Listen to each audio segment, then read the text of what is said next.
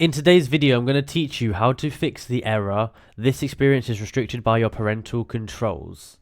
So this is an error that quite a lot of people get when they try to join games which are for older people.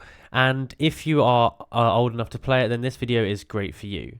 So what we want to do, the first thing we need to do is actually go onto the Roblox website and log into our account. So you can see I'm actually logged in here.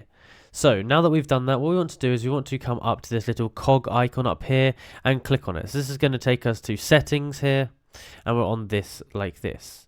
So what you need to do is go down to parental controls, and you can see right now I'm on settings 13 plus. What you need to do is change it to 17 plus.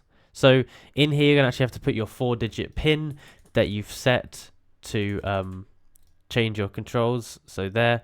And you're actually going to have to put an authenticator code in as well if you've actually added that. So I'm going to go to my phone now and add my authenticator code, which is here. Finally, it's going to ask me for the PIN again, and now I press unlocked.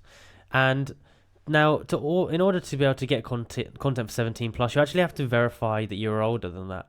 So what you have to do is you have to put your age in here. I'll just put a random one, but put your real age in here.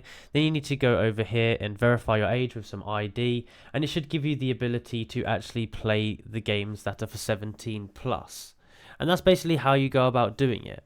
So if you did enjoy this video and found it useful, be sure to like and subscribe. And if you want to know how to verify your age on Roblox and that kind of stuff, then go onto the channel, and I actually do have a video about this, which is very useful if you're trying to be able to play different games. Now, another note is that some games will be for 13 plus, and you might have yours set for 9 plus. So yeah, you might want to change it like that. So if you enjoyed this video and found it useful, be sure to like, subscribe, and comment down below that this helped, so that other people can also watch this video and be helped. Thank you for watching.